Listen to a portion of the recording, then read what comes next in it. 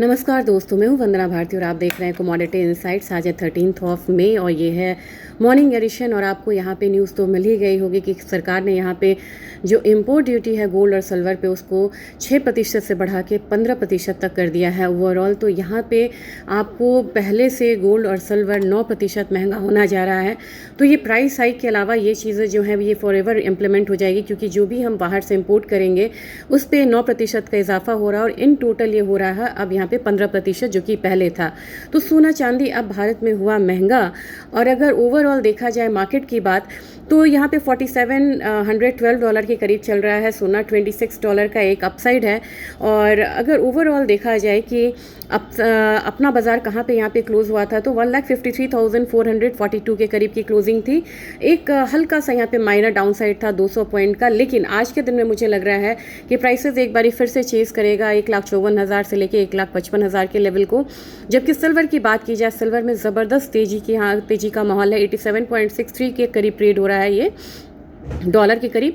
आज भी यहाँ पे करीब 2.5% का एक अपसाइड है। तो मेरे ख्याल से यहाँ पे 2,79,000 के करीब की यहाँ पे क्लोजिंग हुई थी। और इस पे मुझे लग रहा है कि लगभग आपको यहाँ पे करीब आपको 2,85,000 से ऊपर का लेवल आपको दिखना चाहिए। 2,85,000 से 2,88,000 का जो लेवल है वो आता हुआ दिख सकता है। और इम्पोर्ट ड्यूटी का जो इम्पैक्ट है ये मिड डे एडिशन में यहाँ पे मैं शेयर करूँगी डिटेल में, तो वहाँ पे ज़रूर जुड़िएगा मेरे साथ।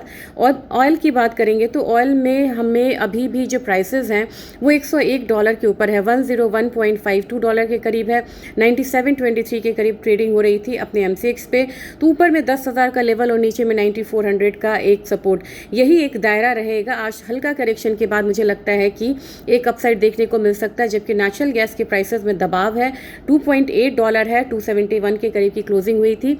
आज हम 265 से लेकर 267 वाला जोन आता हुआ देख सकते हैं। तो आज के दिन में खुलते ही यहाँ पे आपको बाइंग नहीं करनी चाहिए। पहले आप यहाँ पे हल्का सा करेक्शन वाला माहौल होगा, तो इंट्राडे में आपको हो सकता है कि यहाँ पे सेलिंग का मौका मिले। अब बात करेंगे बेस मेटल काउंटर की। बेस मेटल काउंटर में एल्यूमिनियम जो है 378 के करीब की क्लोजिंग इसने दी थी। यहाँ पे मुझे लग रहा है कि 380 तक यहाँ पे प्राइसेस जाना चाहिए इनिशियल एक वीकनेस के बाद। लेकिन कॉपर में 1390 का लेवल यहाँ पे है। लेकिन कॉपर यहाँ पे बहुत ज़्यादा दबाव नहीं देख रहा है। आज के दिन में फिर एक अपसाइड है।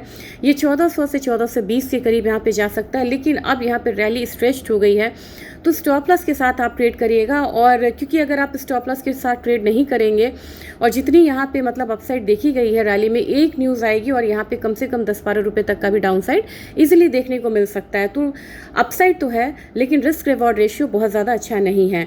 निकल की बात करूँ, 1822 के करीब यहाँ पे ट्रेड हो रहा है और मुझे लग रहा है कि निकल में आपको 1840 तक के जो लेवल्स हैं वो देखने को मिलेंगे। जिंक की बात करते हैं, जिंक में 362.5 के लेवल से ये 365 तक जाता हुआ दिख सकता है। तो बेस मेटल काउंटर से लेके सिल्वर जो कि इंडस्ट्रियल मेटल है वहाँ पे ज़बरदस्त तेज़ी है। सोने में हल्की तेज़ी है। क्रूड एक दायरे में रह सकता है। नेचुरल गैस में हल्का दबाव है। ये एक समरी है। और ओवरऑल देखा जाए तो कल जो CPI डेटा था US का वो बढ़ के आया था। इंडिया का CPI डेटा थोड़ा सा यहाँ पे घट के आया था एक्सपेक्टेशन से।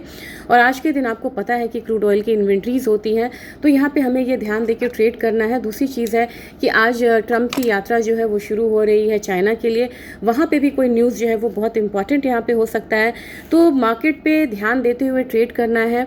और सिल्वर में एक जो अपसाइड है वो तो रहेगा ही, और अपना जो इम्पोर्ट ड्यूटी बढ़ा है उसका जो एक इम्पैक्ट है वो और अलग से आपको मार्केट में देखने को मिलेगा। तो अपनी मार्केट जो है बाहर के मार्केट से अलग होकर ट्रेड करेगी और प्रीमियम पे ट्रेड करेगी। और ये कैलकुलेशंस मैं आपको एक्सेल के जरिए बताऊंगी मिड डे एडिशन में। ज़रूर वहाँ पे जुड़िएगा। Thank you.